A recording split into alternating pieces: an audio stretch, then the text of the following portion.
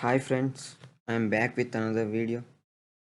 In this video, I am going to discuss bipartite graph and how to approach it using C++. Okay, first I will discuss the definition of bipartite graph.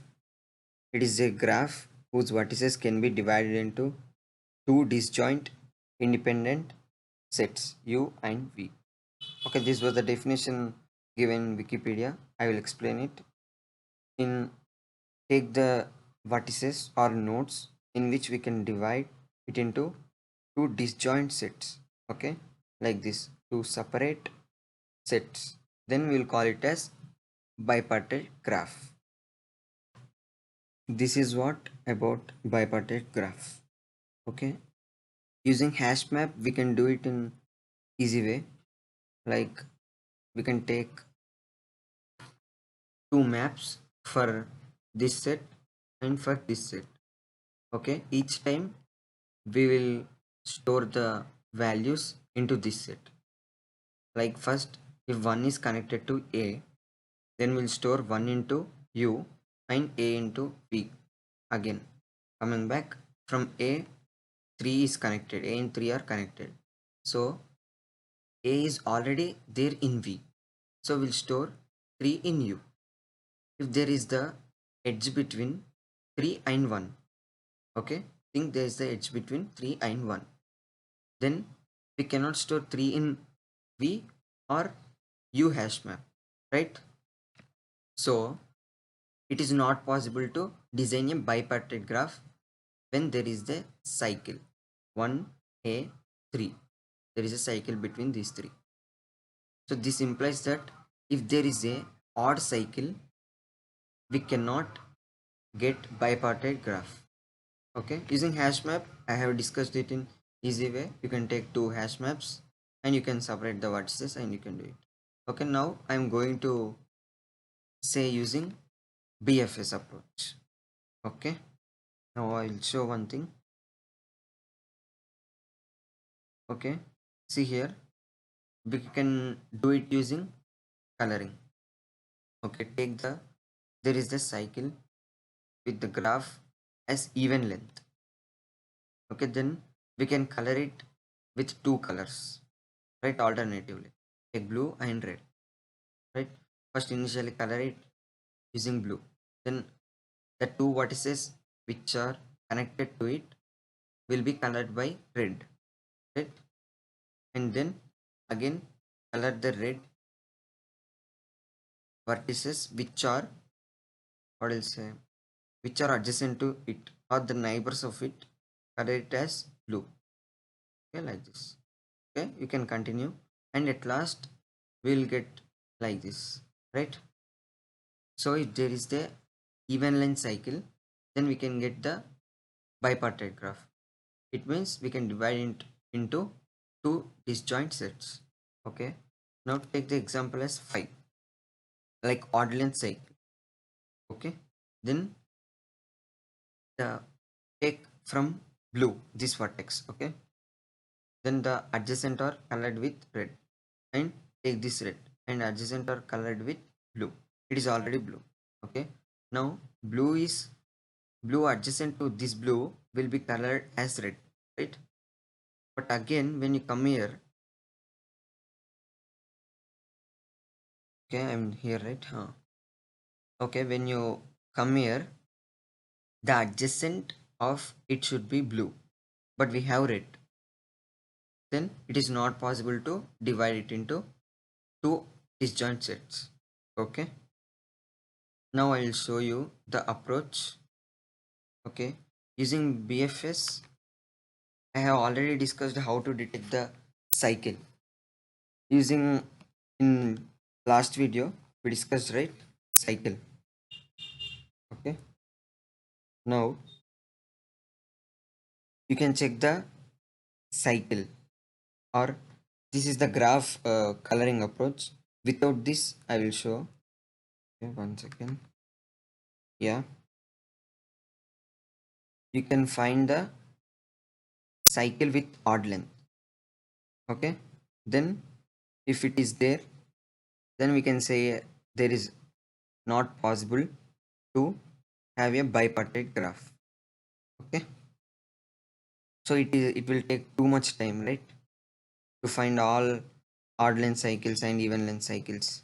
Okay, so we are using this graph coloring approach. Okay, I will show you the approach how to do every step. I will show you.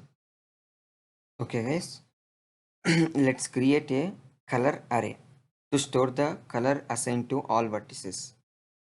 Okay, initially all are uncolored, so we'll take the number as -1 for every index in array. Okay, and if it is colored with red, then we'll take it as 1, and if it's colored with blue, then we'll take it as 0. Okay, so here the array will be colored array will be of length 5, so we took red as 1. Okay, let's take it as 1. The adjacent will have, these neighbors will have the color index as 0 and 0, and adjacent to these will have 1 and 1. Okay, this is the step 1. Okay, okay, now let's discuss the step 2.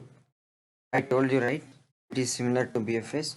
So first let's create a queue, okay, of vertex numbers and enqueue the source vertex for BFS traversal. Source vertex is like from where we are going to start. Okay, like I will show you. See here, we are going to start from here, right, or here. So we will enqueue it into the queue. Okay, now let's discuss another step. Okay, now let's run the while loop like BFS till there are no elements in queue. Okay, now let's discuss the last step and crucial step in the while loop. What we are going to do in the while loop. Okay, let's initially dequeue a vertex from queue. Okay, and okay, we can do this step before this even. Okay, now let's return false if there is a self loop. Means, okay, I will show you with example. See, if there is a self loop here, like there is a loop like this, same with the itself. Okay, then we'll return false because we cannot color itself with the two colors, right? Okay,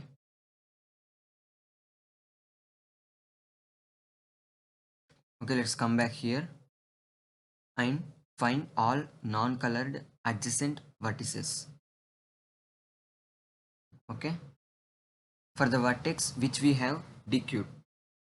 Okay, like see, if this vertex is colored, okay,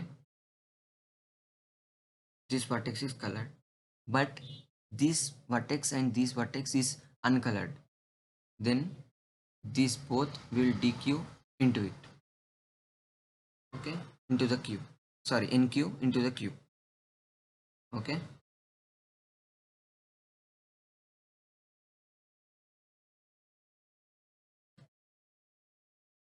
okay, we will enqueue only the non-colored adjacent vertices. Okay, there is no use of the enqueuing the colored vertices, right? If it is already colored, that means we have already visited it. Okay, now if there is a edge between u and v, if there exists a edge, then destination v is not colored. And okay, if there is edge and the vertex is not colored, then we will assign the alternate color. Like if the blue color has the adjacent as this vertex and it is uncolored, okay, then we will assign the alternate color. If you take the blue as 0,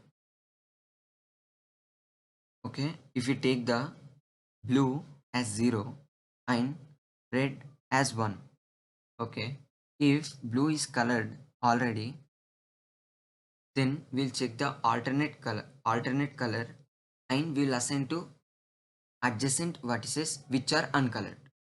Okay, means we'll assign this vertex as 1 if you take this as 0. Okay, and at last what we have, okay, yeah, at last if the edge between u and v exists and the destination v is colored with same color as you, then there exists the odd cycle, right? Like, okay, let's see here, there exists edge but it is already colored with the same color which it has. Okay, so then we'll return false. Okay, this is the approach. In next video I am going to discuss how to do it using C++ in Visual Studio Code. Okay, thank you guys, please do subscribe. Thank you.